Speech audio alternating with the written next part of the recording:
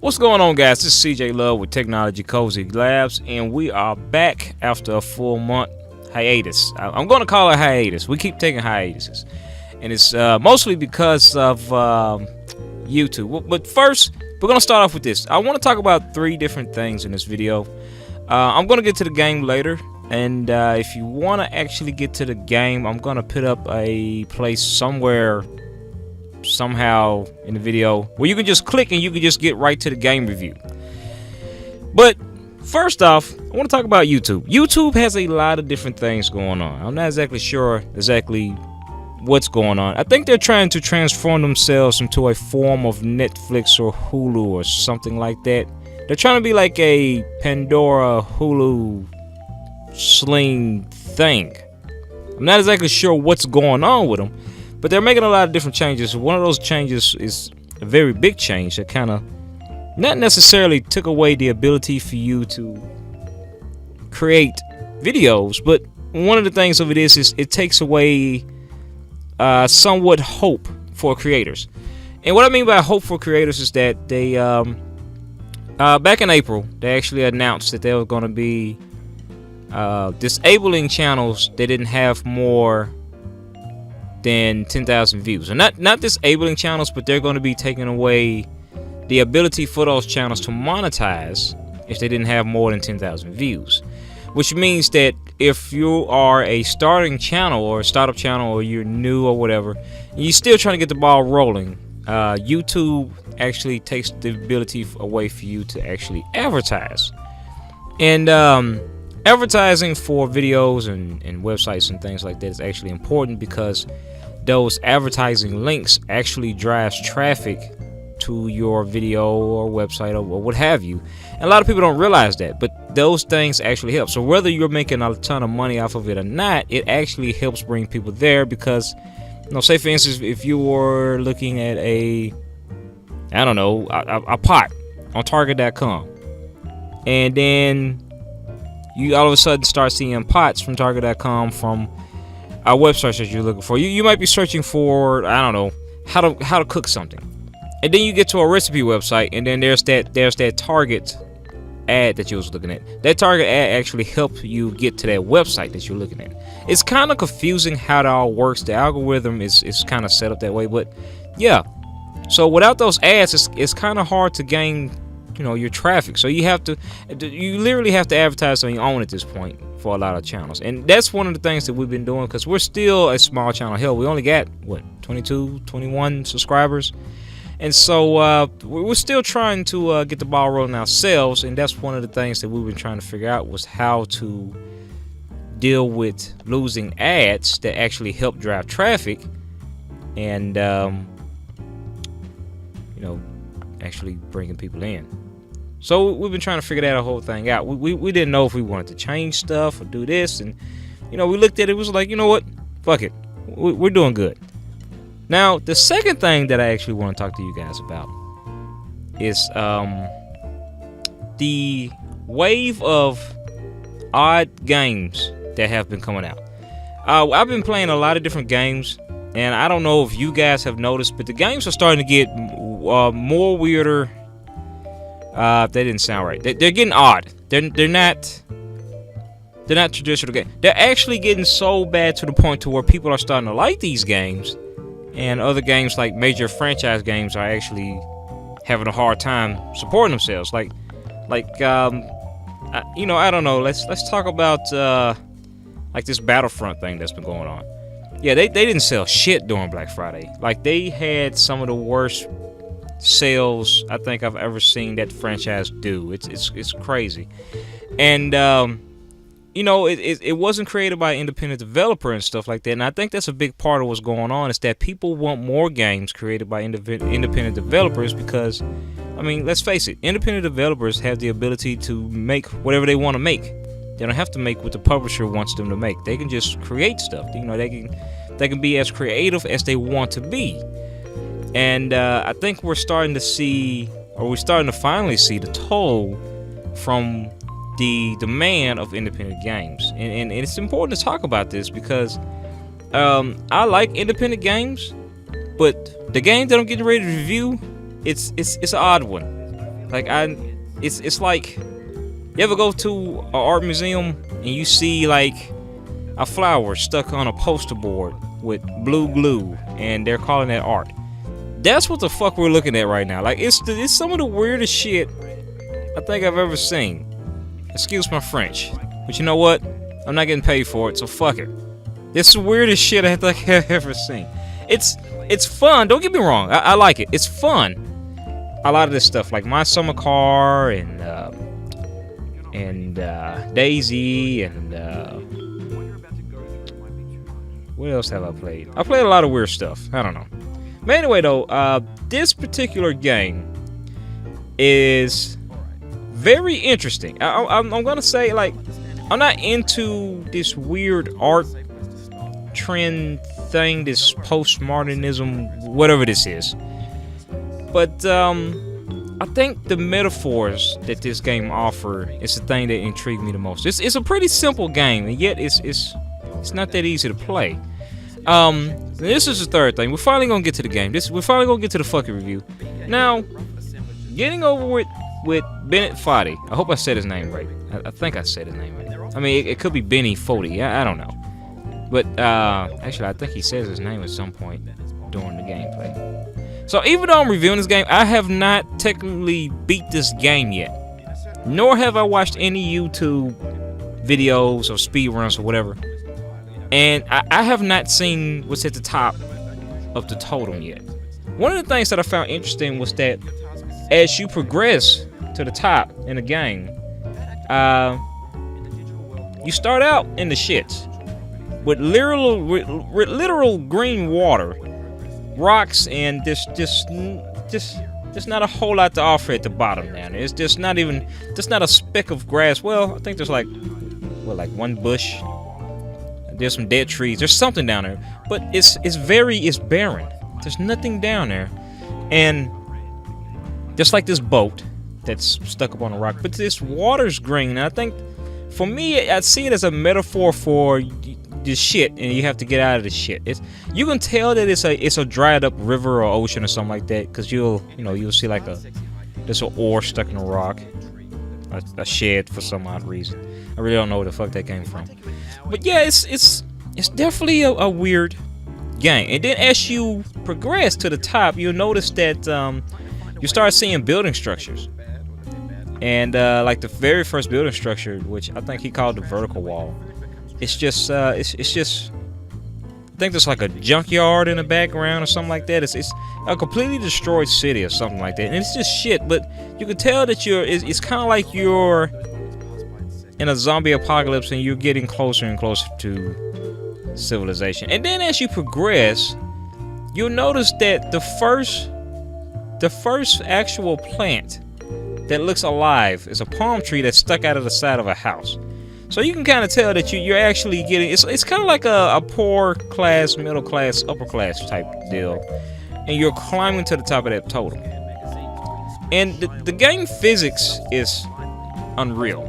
I just, for a game like this, I wouldn't imagine. I mean, like, say for instance you fall, and as you fall, his hammer slowly goes up. So your ability to actually catch something and keep you from falling is kind of, it's slim to none. You're not going to catch shit if he starts falling, and he starts falling quick. You're not going to catch anything, because no matter how much you push that mouse down, it's not going anywhere.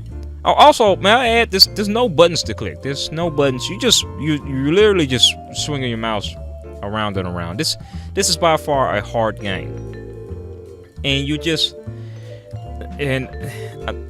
okay. There's so many fucked up things about this. First of all, why is this obvious British guy stuck in a cauldron, swinging around what I'm gonna assume is a hammer?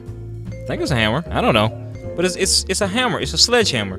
He's swinging this thing around, and he's using that to get himself around. Why is his upper body strength like this? This is the first man I ever seen with the upper body strength of 18 gorillas. He is strong as fuck. I don't care what anybody say, but somebody that's swinging himself around, he's pulling himself up using nothing but a hammer. And why is the stick on his hammer? Like there's a lot of questions. Like I just.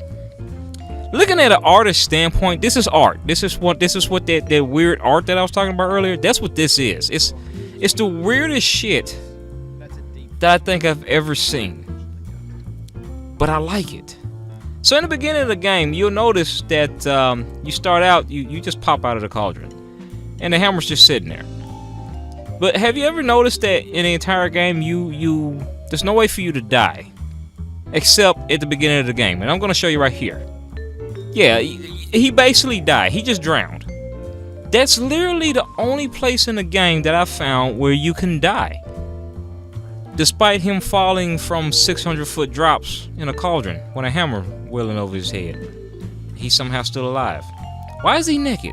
But yeah, it's that strikes me as odd, and that's something that's actually went unanswered. I was waiting for the developer to actually answer that, but I don't think I'm gonna get an answer. But yeah, that's the only place where you can die, which is weird. I'm not sure. Then the whole time as you progress through the game, you're given this story about another game called Sexy Hiking, which I never heard of, which apparently came out back in 2002, I think he said. And it's a B game. I have no idea what that means. I'm a gamer. That's the first time I heard that term. But it's a B game, and I looked it up, and it's just as weird as this. It's like, it's Sexy Hiking upgraded, but we just put a guy in a pot and had him fling a hammer around. So that game's just as weird, and I think he based this game based off of that Sexy Hiking game, which was different. I'm not gonna lie. So yeah. Now, as you climb to the top, like I said, you'll notice that things progressively get nicer. And I was going to remind you, I have not beaten this game yet. I have not gotten to the top yet, and I don't want to see what's at the top. I don't want to. I want to actually get up there myself and see what's up there. But if you notice that as you climb, all of this nice stuff is jumbled together. I think all of this, like, of course he says that it's basically a digital dump. It's the internet's dump. It's all the stuff that people have created, and they just kind of just dumped it there, and then after it ran its use, it's just trash at that point. And this is what happens. So this is basically, at the point that I'm at, this is like the middle class trash. They just dumped it there because they're done with it. They don't need this shit anymore. And I look at it as a metaphor for YouTube. Like, it's odd, but you have to seriously look at it. Like, at the start of the game, that's us. Yeah. The green water and this weird ass shed, that ore that's stuck in a rock that nobody can explain how it got there. I don't even know what that thing is. And then you get to the middle class, or where Neeps Gaming and Gray Still Plays and Neological Art. And then I can only assume that the top up there is where PewDiePie and Jacksepticeye is, and that's where everybody's trying to get to. But if you notice that it gets progressively harder as you try to get there, because I got stuck at this box area, and I'm not exactly sure how to do that, because I played this part more than maybe 20 times, and every time, when I try to hoist myself up, I end up, the hammer either slips or I fling myself downwards. I don't know. I never said I was good at this game. I just said it was interesting. Now, I'm gonna tell you how this game trolls. This game literally trolls you. Like, trolling is programmed inside of the game. Like, there's trolling program inside of Call of Duty. But he fucks with you the whole time. Like, every time you fall, he'll play I don't know, a sad song, or he'll say, "Oh, it's okay," and I don't know, I can't do a British voice, but he said, "It's okay, you can, I'm here to save your foul, and every time you fuck up, I'm gonna save it so you can remember that fuck up, so when you get back, you'll still notice you fucked up, and you have to climb back up so you can fuck up some more." That's basically, something like that. Now, he didn't say that. Eventually, I think he will add that in there. I don't know, but yeah, he fucks with you the whole time you're in this game. And I honestly don't see how people do speed runs in this game. It's weird. But despite its weirdness, it's oddly satisfying. I don't know why, but it's the most oddly satisfying games I think I've played. It's very simple, yet it's extremely difficult. And he even says in the dialogue that I could have made it easier, but fuck you, I'm not gonna do it. And I'm gonna show you how difficult this game was. I fell. And somehow when I fell, my hammer got stuck between me and the roof. Like it was, I'm not sure how I did it. I was trying to go, and then that's what happened. And I was like, well, wait, how did it get under here? And then I can't get it back. It took me maybe 5 minutes to figure that out. You can call me an idiot all you want to, but that shit was hard. I couldn't get it back up. No, wait, that didn't sound right. But overall, you guys, I like this game. I'm gonna play some more of it. It's weird. It's one of those what I like to call one-off games. I'm sure there's a different term for it, but I like to call it one-off games. And what I mean by one-off is it's kind of like back in the old Crash Bandicoot days. You know, you start out on a level, you play, you spin, you kill a bunch of enemies, so you collect a bunch of things, and then at the end there's a boss fight, you win, and you're done. That's it. It's not like an open world game where it's like Grand Theft Auto 5 where you beat the game and you can still run around and shoot people and fuck prostitutes. It's one of those games, but it's actually worth it. You don't see these games anymore. Although this game is weird as shit. You don't see like those one-off games anymore. Cause I mean, you know, they've been making open world games since when? What, the Legend of Zelda? That's open world, right? Yeah. And you know, you get to the top and I don't know what happens, but I don't know. Maybe once I get to the top, I'll record it and I'll show you guys what I did, and then you can all laugh and have a parade about how stupid this was, that I actually spent the time to try to get to the top instead of just watching somebody that was way better than I am to get there. Yeah, I got a lot of time on my hands with this game. I feel like I wasted too much. Oh my god. Yes, this was the part when I just finally fucking lost it. I just didn't care anymore. I just... So anyway though, guys, that was the fucking review of Bennett Foddy. Getting over it with Bennett Foddy. Bennett Foddy gets over it. He's depressed or something. There's something going on with Bennett Foddy. Anyway, if you guys like this video, make sure you hit that like button. If you guys love this video, make sure you hit the subscription button. And like I said about the whole YouTube thing, I don't get paid for this. I'm doing this purely for the pure joy of it. And also I get paid for other shit, so I'm not really worried about it.